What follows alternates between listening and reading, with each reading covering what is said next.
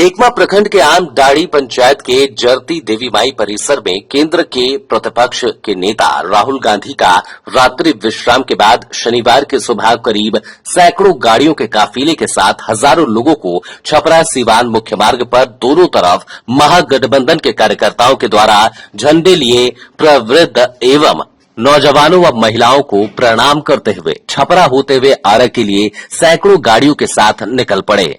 इनके साथ उत्तर प्रदेश के पूर्व मुख्यमंत्री अखिलेश यादव एवं बिहार के पूर्व उप मुख्यमंत्री तेजस्वी यादव, साथ ही पूर्णिया के निर्दलीय सांसद पप्पू यादव और उनके काफिले के साथ आरा के लिए प्रस्थान कर गए। एकमा वासियों ने पत्रकारों से बताया कि विकास का कोई भी कार्य नहीं दिखाई दे रहा है। एकमा विधायक और मांझी विधायक से मिल भी नहीं सके। वेलदारी गांव के पास पूर्व एमएलसी उम्मीदवार सुधांशु रंजन द्वारा भी ठहरने के 1 दर्जन से अधिक गेट बनवाए हुए थे। पुलिस प्रशासन द्वारा पूरी चौकसी बरती गई थी। सीआरपीएफ के जवान भी मौके पर मौजूद थे। उक्त मौके पर नरेंद्र मिश्रा के साथ हजारों लोग मौजूद रहे। मांझी से वीरेश सिंह की रिपोर्ट। संविधान को ही नष्ट करने पे ही लगे हुए हैं। सिर्फ अम्बेडकर जी के संविधान को ही नहीं मानने को राजी हैं। संविधान में लगातार अपने हिसाब से संशोधन करते जा रहे हैं। इन सब चीजों का जो दुष्परिणाम होता जा रहा है वो सामने आता जा रहा है। अब संविधान खतरा में है, दुनिया खतरा में, कुछ खतरा में नहीं है। राजद का एक भी झंडा दिखाई नहीं दे रहा है, इस पर आपको क्या कहना है? उनका वो जाने के हम लोग कांग्रेसी है, कांग्रेसी का झंडा हम लेके आए हैं, वो अपना समझते हैं। उनका व्यवसाय यही है कि वोट लेके चला गया, फिर आज चले आए नहीं, कहीं खेत में पूरा कहीं नहीं घुमा है। तो कोई जनता क्या करेगा? वोट किस लिए देता है कि हमारा काम में आइएगा, हमारे काम में नहीं आएगा फिर आपको हम का चुनेंगे। क्या नाम है बाबा आपका? हमारा अर्जुन ठाकुर नाम है। यहाँ के जो कैंडिडेट है लेजेंड था, वो जीत के अब बाहर में व्यवसाय करता है। यहाँ आज तक नहीं घुमा कोई को, इसीलिए यहाँ का जनता को का वोट नहीं मिलेगा। हम चैलेंज करते हैं। तो क्या आपकी पार्टी यहाँ से लड़ेगी क्या चुनाव? पार्टी तो हमको लड़ना ही है, ये बात नहीं है, लेकिन हम लोग तो कांग्रेस को खोजते हैं जो काम करता है। यहाँ जो काम करता है उसको हमको चाहिए। अभी कौन है विधायक? अभी हम लोग का नेता है नरेंद्र प्रताप मिश्रा, वही हम लोग का काम करते हैं। जो जीते हैं उनका नाम क्या है? इनका नाम है कौन जादू उनका नाम है, मतलब मुंह में से आता नहीं है। कैंडिडेट है लड़के का, वहीं पर घर है उनका। ये तो दोनों पार्टी एक ही है ना? एक ही है, लेकिन काम में अलग अलग है। वो वोट लेके चले जाते हैं पट्टे से कलकत्ता। विकास का काम नहीं किए हैं क्या? वो विकास का काम नहीं किए हैं क्या? एगो नहीं, यहाँ से आया भी नहीं कोई। तो कह रहे हैं कि हम विकास का काम किए हैं। पूछिए, बोला के सामने पूछिए, हमके सामने पूछिए, ये झूठ बात है। वो तो वोट लेके चला जाता है कलकत्ता। कलकत्ता में क्या करते हैं? उनका व्यवसाय है। कौन सा व्यवसाय? गाड़ी है, घोड़ा है, दुकान है, उनका कारखाना है। वो भी आपका अनिल सिंह नाम हुआ जी। कांग्रेस पार्टी के पूर्व जिला अध्यक्ष हैं सारण के और प्रत्याशी भी रहे हैं छपरा विधानसभा। आज राहुल गांधी का कार्यक्रम है और बोल रहा है लोग संविधान खतरे में है, इस पर आपको क्या कहना है? संविधान खतरे में इसलिए कहा जा रहा है कि जो वोट चोरी का है और इलेक्शन कमीशन जो है ये मिल के एजेंट की तरह भाजपा का काम कर रही है। उसी के लिए पार्टी को बचाने के लिए, संविधान को बचाने के लिए राहुल गांधी ये मेहनत कर रहे हैं, पदयात्रा कर रहे हैं। उसी के परिणाम स्वरूप इतनी चोरी भी पकड़ी जा रही है, जिसका काम भी हो रहा है।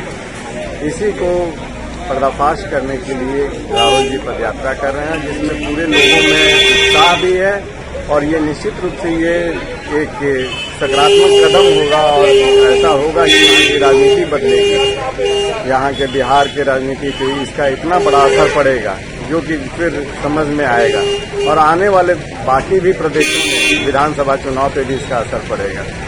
भाजपा वाले कह रहे हैं कि संविधान कोई खतरे में नहीं है, इस पर आपको क्या कहना है सर? क्या नाम होगा? आशीष मिश्रा। कहाँ से आए हैं आप लोग? जी हम मांझी से आए। आज राहुल गांधी का कार्यक्रम है जी, इस पर आपको क्या कहना है? इसमें कोई प्रभाव पड़ने वाला नहीं। विधानसभा क्षेत्र में कोई प्रभाव, इनके आने जाने से कोई प्रभाव नहीं पड़ रहा है। बताइए, नीतीश जी के बनाए हुए रोड पे चल के ही लोग आ रहे हैं बताने के लिए नीतीश जी ने कुछ नहीं किया। उनके द्वारा बनाया गया एक्सप्रेसवे बिहार में आया। सब कुछ तो नीतीश जी का देन है बिहार में। और वो आदमी आगे कह रहे हैं कर रहे हैं, दुनिया कर रहे हैं, कोई प्रभाव पड़ने वाला नहीं है। ये लोग एसआईआर चिल्ला रहा है, लेकिन ये लोग का डर है एफआईआर से। एसआईआर से कोई डर नहीं। लोग कह रहा है कि संविधान खतरे में है, इस पर आपको क्या कहना है? कोई संविधान खतरे में नहीं। बताइए, प्रधानमंत्री का 130वां संशोधन आ रहा है, उसमें कहा जा रहा है प्रधानमंत्री पर एफआईआर हो सकता है। इंदिरा गांधी ने तो नियम लगा दिया था कि प्रधानमंत्री पर भी केस नहीं हो सका, लेकिन इस प्रधानमंत्री ने कहा कि भाई प्रधानमंत्री अगर पद पे रहता है, उस पर केस होता है, जेल जाता है, तो उसको प्रधानमंत्री के पद छोड़ना पड़ेगा। अगर ईमानदार नहीं होते मोदी जी तो ऐसे थोड़े होता। वो कह देते भाई एफआईआर हो जाएगा तब हम नहीं छोड़ेंगे कुर्सी। आप सुबह से घूम रहे हैं, क्या देख रहे हैं नजारा यहाँ? कुछ नहीं। नाम आपका? श्रीनिवास उपाध्याय मेरा नाम है। सर, राजद का तो भी एक भी झंडा नहीं दिखाई दे रहा है। इसलिए कि 5 साल में, 8 साल में किसी को कोई कहीं मदद नहीं, प्रशासनिक कोई मदद नहीं है और सब जनता त्रास है।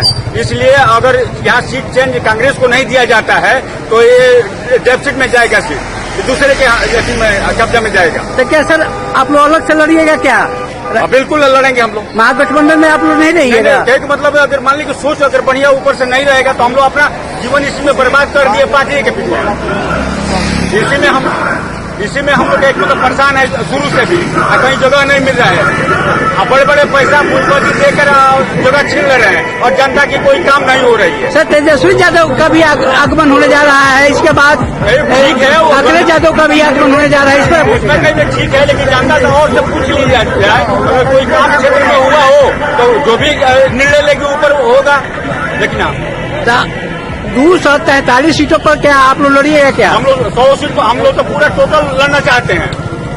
हम लोग अपने पार्टी से ये कहना चाहते हैं कि टोटल सीट पर लड़िए, ठीक ना। महागठबंधन में आप लोग नहीं रहिएगा? अब तो निर्णय उन लोगों के लेना है, हम लोग क्यों कर रहे हैं, हम लोग क्यों रहती है, ठीक ना। लेकिन रह गया कि हम लोग चाहते हैं, जनता चाहती है कि सारी हमारी पार्टी सारी सीट पर लड़े। विधानसभा चुनाव में मिलने जा रहा है महागठबंधन का यहाँ पर आंधी चलेगा। आप देखते रहिए, जो खेला ये किए हैं, जनता समझ चुकी है कि हम लोगों का वोट चोरी हो रहा है और वोट चोरी करके सरकार बन रही है। एक घोटाला है बहुत बड़ा, वोट घोटाला। इसको राहुल गांधी जी ने पकड़ लिया है और इसको लेकर जनता में एक जागरण चल रहा है कि जगिए, यह चोरी का सरकार है और आपका हक छीना जा रहा है। आपका वोट का हक, जो बाबा साहब अम्बेडकर ने भारतीय संविधान में एक हक दिया है, वोट का अधिकार, उसको भी छीनने पर उतारू है। इसको रोकना है हर हालत में। बिहार के लोग इसको यहाँ पर चलने नहीं देंगे। वोट का चोरी यहाँ पर नहीं होगा और ये सरकार जाना है तय है। सर, संविधान खतरे में है आप लोग बोल रहे हैं, इस पर आपका क्या कहना है? संविधान खतरे में? संविधान का सबसे मौलिक अधिकार आपका क्या है? सर, अम्बेडकर जी ने दिया वोट देने का अधिकार, हर आदमी को एक वोट देना है। तो ये हो क्या रहा है? हम वोट दे रहे हैं कांग्रेस को, जीत जा रहा है भाजपा। कैसे हो रहा है? ये जादूगरी जो कर रहे हैं, ये जादूगरी पकड़ में आ गई है और ये सरकार जा रही है। जनता जग चुकी है और बिहार में आंधी चलेगा। इनका इस बार वोट चोरी यहाँ नहीं होने देंगे हम लोग। क्या इसके लिए जो करना पड़ेगा हम लोग करेंगे। वोट चोरी नहीं होगा इस बार। और जनता लोकसभा का, इसी लोकसभा मतलब वोटर से प्रधानमंत्री बने हैं नरेंद्र मोदी, लेकिन फिर ऐसा क्या हो गया कि अब कह रहे हैं कि काफी अवैध घुसपैठी घुस गए हैं, इसमें तमाम आरोप लगा रहे हैं। मैं सवाल पूछता हूँ, 11 साल से वो देश का प्रधानमंत्री हैं, बिहार में उनकी सरकार है, 35 साल से कांग्रेस सरकार नहीं आई। तो जब घुसपैठिया ढूक गए तो इसके दोषी कौन है? कैसे ढूक गए? जवाब उनको देना पड़ेगा। ये जो लोगों को दिग्भ्रमित कर रहे हैं, ये बहुत खतरनाक खेल हो रहा है। 65 लाख वोट यहाँ काट दिया गया, गरीबों का वोट कट रहा है। और यदि यहाँ पर कह रहे हैं घुसपैठिया है तो इसका दोषी कौन है?